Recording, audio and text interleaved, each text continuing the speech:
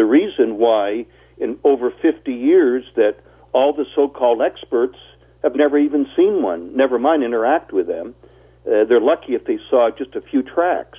And that's the end of it. And they write books claiming to be experts, and they're not. I mean, many of them I know, and they're really nice people, so I'm not putting them down. I'm just pointing out the differences, why they've had no success and why I've had a lot of success, probably more than anyone else in the field.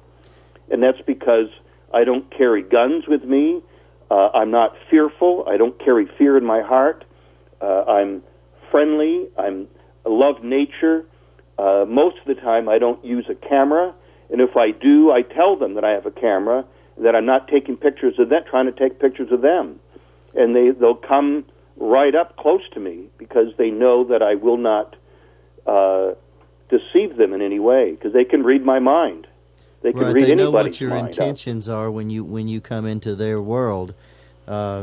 People who think that they can just sneak up on them or that they're going to be in control of the situation out there, they're just sadly mistaken. It's been my experience, and that the things in your book have proven true. And my audience knows a lot of the stories of my Sasquatch experiences. I've had 2 physical sightings, and several what I would call contact experiences where they were in invisible form. But before we go on to talking about the invisible aspects, I wanted to go back to you mentioned that in the future we're going to find out about the Bigfoot people because they're going to come up top and reveal themselves, or are they going to have to do that because of pollution, or why are they going to, or are they coming up top? So the only reason they are is because we're destroying the environment. And they consider us a very dangerous people. They watched us over the years, how we treated Afro-American people, the Native Americans, and the Chinese people, and how today there's spouses killing spouses, spouses killing children, and so forth. And they're observing this stuff, and so they know that we're out of our minds. We're very warlike people. And a very violent people. And so this keeps them at bay. I mean, there are people who are out deer hunting, and they walk right up onto a Sasquatch. So people say to me, well, wait a minute. If they, can read your mind, how come they did that? Well, for one thing, number one, they're not infallible.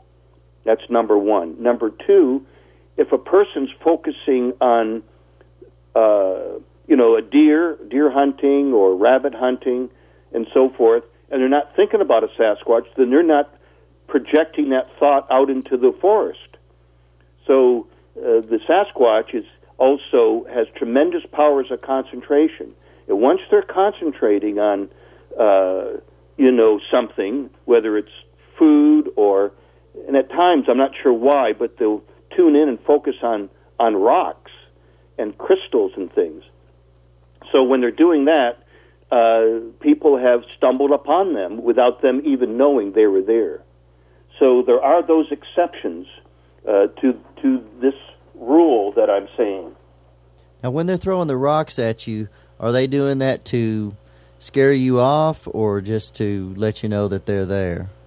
Generally, it's saying to a person, leave the area.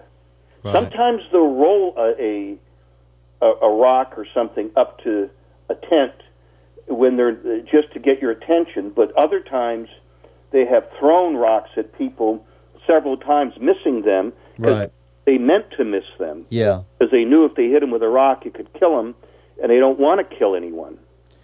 Right. My experience was they were throwing rocks at me and another researcher were walking along, and they were skipping rocks between us like 7 or 8 times, and then on another occasion, I was sitting down on a huge tree stump with a friend, a scientist friend of mine, who happened to be with me when we had a sighting. And right after that sighting, we sat down on the way back to the car, and this oak tree right beside my head, rocks just started bouncing off of it. And I had clear visibility for days. I could see all around me, and there was just nothing there, but rocks kept coming. Yeah, well, this is, again, fairly normal. And, sometimes they just try to get people out of the area if they're getting close to them and throwing it close, or other times it's just to let you know they're there. Right, and the other contact experience I've had is when I've heard them vocalize or make sounds, although I couldn't see them, but they were just real close to me right there, and I even kind of chased one down the side of a mountain. I just wanted to get a glimpse, so I just, kind of dove into the area, the bushes and branches where the sound was coming from, and went all the way down to a dry creek bed there at Montgomery Bell State Park, and stood on a wooden bridge and heard further vocalizations from the other side of the creek, and actually mimicked back and forth for about 10 or 15 minutes.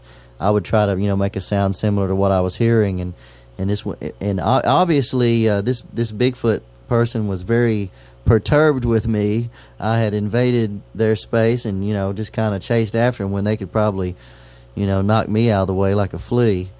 But we also found a huge footprint in the dry creek bed, in a sand bed in the middle of the creek, which was about 30 feet across with 4-foot high banks. And so obviously this creature, the big toe was offset, but this creature had taken one step to cross this whole creek, which was quite a leap. And it was a fresh footprint because it was in sand and it was sprinkling. It had just started sprinkling a couple of minutes before, and it was still dry on the inside, about 6 inches deep. Mm-hmm. So it must have been pretty heavy creature to make a 6-inch deep footprint in sand. Well, they will hoot, and some people think they're listening to an owl, but it's not. It's a Sasquatch, and they hoot. And, it's, again, they hoot and they draw out the hoot. And when I was in Tennessee in 2004, I hooted because I just had seen one, a Sasquatch, about 6 foot tall or so. And there were others there. And so I hooted over to them and listened and listened. I did it twice. And the woman beside me, who they had been telepathically communicating with for the last couple of years at that time, busted out laughing. And I said, "This is during the daytime and everything." I said, "What's the matter?" And she said, "He said, tell Kewaunee he can do better than that."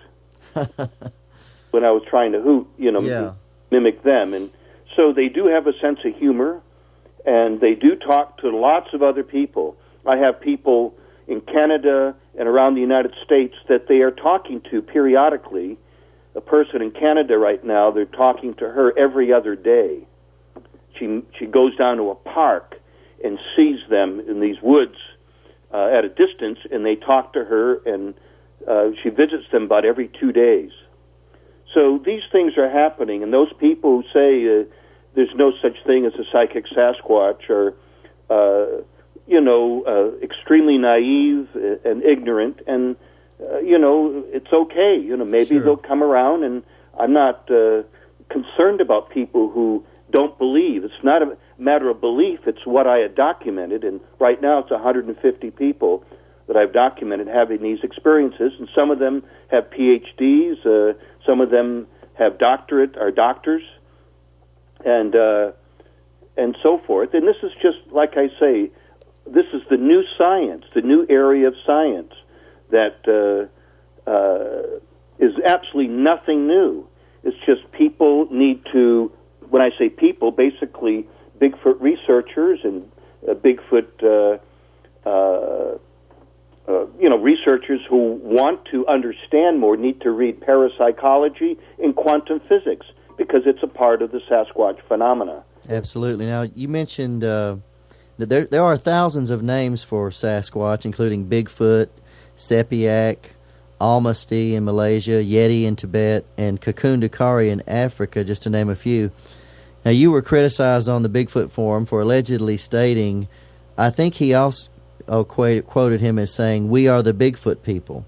Now, the question was, why would a Sasquatch use human terminology to describe itself?